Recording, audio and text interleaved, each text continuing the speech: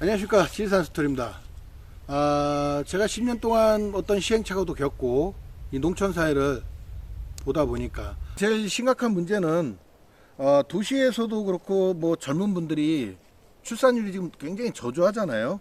도시에서도 중고등학교, 초등학교가 다 사라지고 통합이 되고 그런 상태입니다. 그 도시에서도 지금 굉장히 서울이나 경기권 일대에서도 그렇게 심각하게 지금 받아들여지고 있는데 농촌은 얼마나 더 심하겠습니까? 제가 볼 때는 이런 인구 소멸은 뭐 농촌뿐만 아니라 전국적으로 이루어지고 있는 거는 제가 맞다고 봅니다. 그러면은 각 지방자치단체에서도 이런 점을 좀 감안해서 굉장히 그 농촌으로 들어오는 인구들을 유입하는데 최선을 다해야 되지 않을까. 이 폐교가 씁쓸할 정도로 어쨌든 속상하고 화가 나요. 그 전에는 많이 활용을 했다는데 활용한 방법을 정책 자금이나 보조금을 인용하려고 들어온 사람도 있고 그걸 갖고 그냥 장난질하는 사람들이 많이 했었죠. 초창기 때는 진짜 이거를 현실 가능성, 자기 자본금을 투자해서 그런 재력까지 재무 관련까지 다 봐서 진짜 이 사람이 어느 정도의 재력을 갖고 있는 분들한테 매매를 한다거나 장기 임대를 줘서 안정적으로 운영할 수 있게끔 만들어야죠. 뭐 관광 농원이라든가 뭐 글램핑장이라든가 뭐 체험관이라든가 휴식 공간이라든가 뭐 할 게 많지 않습니까? 근데 저는 대표적인 걸로 이 폐교를 인용하는 방법 중에 하나가, 폐교가 있는 데는 너무 깊은 산속에 있다고 생각하는데 그렇지 않아요. 시내하고도 가깝고 요소요소 폐교가 쓸모가 굉장히 많은 지역에 있습니다. 뭐 옛날에 뭐 재난이 일어나면 다 학교로 대피하듯이 안전한 곳에 있고요. 그러다 보니까 저 같은 제 주장이고 제 입장이지만 저는 이 폐교를 지금 여기서 하는 게 뭐 LH 아파트를 주겠다 뭐 어떤 청년들한테 전세 자금을 해서 청년동을 유입하겠다는 그런 쓸데없는 짓 하지 말고 대안이지만 대안을 현실로 만드는 게 정책이거든요. 이런 폐교를 잘 리모델링을 해서 물론 많은 돈이 들어가지만 시에서 쓸데없는 데 예산을 쓰지 말고, 인구 유입이 굉장히 중요합니다. 시민이 없는데 시를 가꾸고 조성을 하면 뭐 할 겁니까? 아무 쓸모도 없는데, 그걸 이용할 인구가 없는데, 공원을 만들어 놓으면 뭐예요? 하루에 20명도 안 들어가는데. 그런 공원을 왜 만드는지 모르겠어요. 저는 남원시에서. 어쨌든 간에 그런 폐교 같은 거를 잘 가꾸어서 젊은 청년들이 쓸 수 있는 기숙사, 오피스텔형으로 만들 수가 있잖아요. 젊은 청년들한테 무상으로 1년이고 2년이고 해주면 자기들끼리 와서 포럼도 열고 회의도 하고 어떻게 하면 이 마을을 발전할까, 기농기촌이 어떻게 할까, 많은 거를 자기들이 공유합니다. 젊은 사람들 안 가르쳐줘도 돼요. 많은 지식을 갖고 많은 재능을 갖고 들어옵니다. 그러면 이 시에다 재능 기부하는 젊은이들을 오갈 데가 없잖아요. 그런 거 2년씩 폐교를 잘 만들어서 숙박시설로 바꿔서 폐교 하나면은 제가 볼 때는 충분히 100명 이상의 젊은이들 끌어들 수가 있어요. 그 친구들이 지역에 이바지하는 건 생각 안 합니까? 그래서 휴농자금도 농지 자금도 좀 증액을 하셔서 농민들이 믿고서 우리 아들들이 농사 안 지니까 저 젊은이들한테도 농사 짓게 해주겠다 하는 마음으로 제공할 수 있게끔 만들어서 젊은 친구들이 거기서 농사도 짓고, 그걸 또 농어촌 공사나 이런 데서 다 지원 나와서 끊임없이 혼자서 스스로 농사 지을 수 있을 때까지 지원해주고 가르쳐주고 그렇게 해야 되는 거 아닙니까? 그렇게 해서 젊은이들을 유입을 해야지. 무조건 들어오라고만 하고 기농했던 친구들, 기촌했던 친구들 다 와서 실망하고 못 버티고 다 다시 도시로 나가버립니다. 그 친구들이 그 같은 세대 젊은이들한테 또 뭐라고 하겠습니까? 들어가지 말라고 하죠. 방송에 나온 건 다 거짓말이다, 믿지 마라. 함양군이 이렇다는데 남원시가 이렇다는데 아니다, 믿지 마라. 저거 다 거짓말이다. 그게 나비효과입니다. 그러다 보면 누가 기농기촌을 하겠습니까? 진짜 각 지자체에서 물심양면 젊은이들이 들어왔을 때 물심양면 도와줘야 됩니다. 어떻게 해서든지 2년 동안은 케어를 해줘야 됩니다. 이 사람들이 정착할 수 있게끔. 이 청년들이 생각하고 창의적인 발상을 하고 가지고 놀 수 있는 공간, 자기들이 그런 놀이라고 생각하는 그게 실전으로 가서 할 수 있는 공간, 그런 걸 만들어 주셔야 돼요. 그렇지 않으면 젊은 친구들 못 들어옵니다. 도시에 있을 때 생각을 해보세요. 저도 열심히 직장 생활하고 자영업을 하면서 세금을 꼬박꼬박 냈어요. 진짜 열심히 세금을 냈어요. 저는 뭐 직장도 생활도 오래 했지만 뭐 많은 자영업 중에 또 저는 뭐 요식업도 했습니다. 많은 뭐 식자재를 축산이든 해산물이든 뭐 채소든 많이 소비를 또 하지 않습니까? 그리고 일반 지금 국민들이 신토부리 해서 많은 걸 소비하고 있지 않습니까? 먹든 안 먹든 간에 자주 국민이 있어야 이 농업도 발전하고 농업에서 나오는 걸 소비하고 있는 거라고 저는 생각을 해요. 그러다 보고 뭐 도시민들이 진짜 대기업을 다니든 중소기업을 다니든 자영업을 하든 우리에게는 항상 꼬리표처럼 따라붙는 게 세금이고 그 세금을 열심히 냈어요. 그러면 중앙정부에서 그 많은 예산을 걷어들여서 나라 살림을 하지 않습니까? 그러면 중앙정부에서는 그 많은 예산을 각 광역시나 지자체에 나눠주게 돼 있습니다. 그럼 거기서 볼 때 재정자립도를 봅니다. 재정자립도를 보면 예를 들어서 뭐 남은 시 하나를 보면은 거의 뭐 10%도 안 되는 것 같아요. 그럼 90%는 중앙정부에서 온다는 거예요. 그럼 그런 돈을 왜 흥청망청 씁니까? 인구 소멸 안 되는 쪽에 써야죠. 남은 시 80년, 90년대 함양군 80년, 90년대 그 전에 인구를 한번 보세요. 지금 거기에 절반이 더 그냥 작살이 났지 않습니까? 지금 더 떨어지고 있습니다. 왜 이런 거에 대안을 안 세워요? 거기서 나온 예산을 좋은데 바른 곳에 써야죠.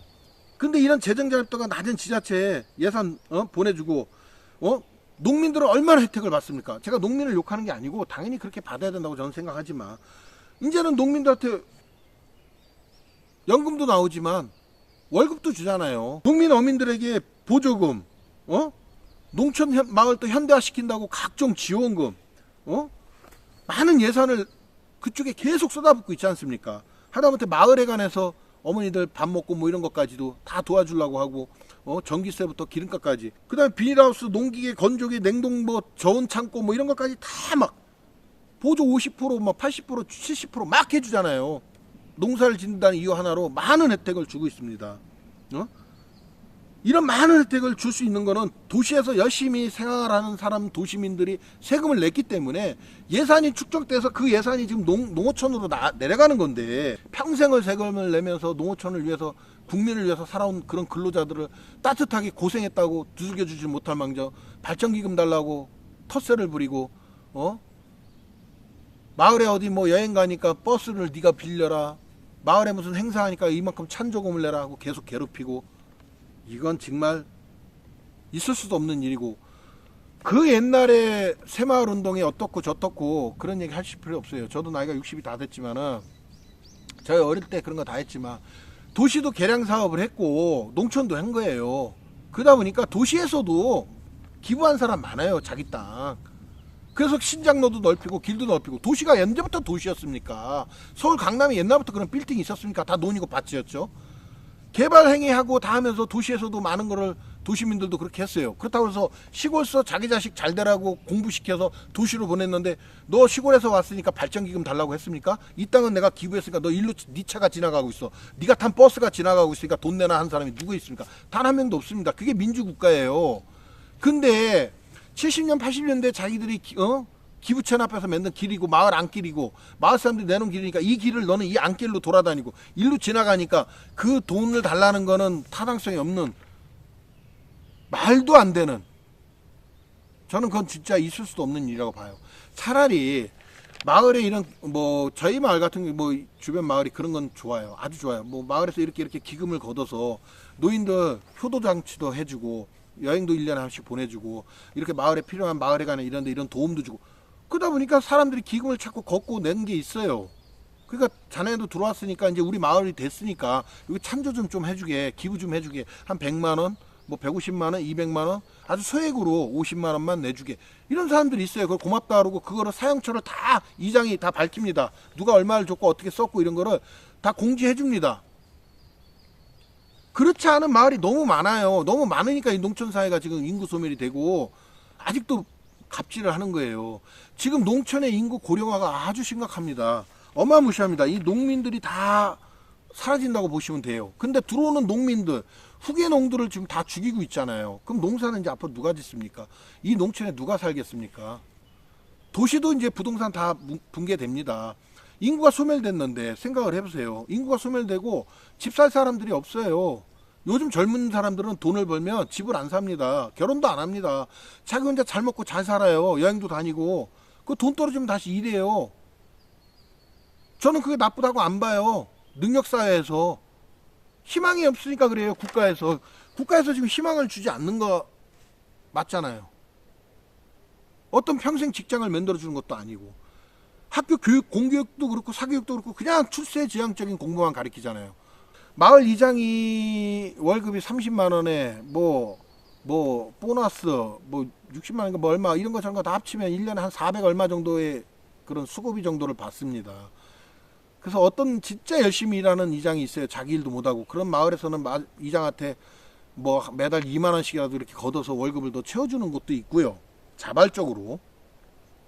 그렇지 않은 데는 또 어떤 이장은 자기가 이거마저도 마을에 이 400 얼마 되는 돈을 다 기부하고 무료 봉사하는 곳도 많아요. 그게 이제 같이 상생하고 이제 같이 크는 마을이죠. 그런 게 시범 마을이 돼야 됩니다, 사실은. 근데 그렇지 않은 일부 이장님들 물론 굉장히 노력하고 마을에 진짜 보건소 일부터 무슨 뭐 온갖 잡다한 일을 다 합니다. 하다못해 마을 사람들 뭐 전기세, 수도세 이런 것까지 다 관리할 정도로 아주 머리가 뽀개질 정도로, 그 다음에 정책사업부터 보조사업부터 모든 그런 거를 다 알려줘야 되니까 방송도 해야 되고 자기 일을 못하고 진짜 봉사하는 마음으로 하시는 분들이 많지만, 마을에 이제 어떤 개발행위나 이권행위가 많이 해마다 많습니다. 그런 곳에 있다 보면 뒷돈을 챙기기 때문에 아주 나쁜 이장들이 많죠. 그래서 이장을 막 뭐 진짜 목 내놓고 국회의원 되려고 애쓰는 것처럼, 공천 받으려고 애쓰는 것처럼 막 마을 이장 서로 하겠다고 막 그런 데가 있어요. 또 그런 동네가. 그런 문제점도 이 행정에서 알고 있으면서도 또 묵인하거나 행정하고도 어떤 학연 혈연이 있으면 또 그냥 묻혀서 가는 경우가 많죠.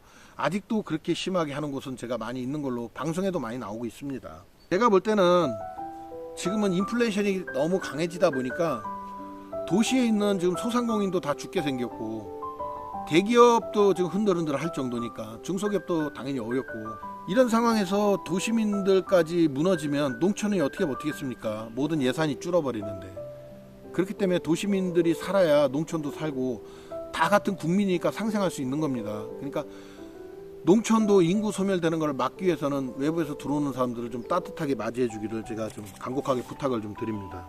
제가 뭐 하나의 이런 말이 다른 유튜버를 통하던 기농기촌을 했던 분들의 통해서라도 이렇게 자꾸 전파돼서 이런 게 어떤 개선책이 나와서 기농기촌 하는 분들이, 그 다음에 청년 농부들이 많이 농촌으로 유입되기 위한 그런 마음으로 제가 한번 이야기를 해봤습니다. 뭐 제가 어떤 하나의 저도 기농기촌을 한 사람으로서 안타까움으로 이런 얘기를 하는 거지, 제가 어떤 대안을 제시하거나 어떤 문제를 해결할 수 있는 방법은 없습니다.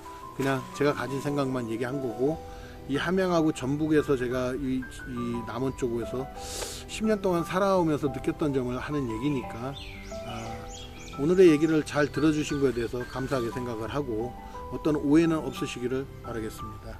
자, 지금까지 지리산 스토리였습니다. 좋은 하루 되시고 행복한 날 되세요.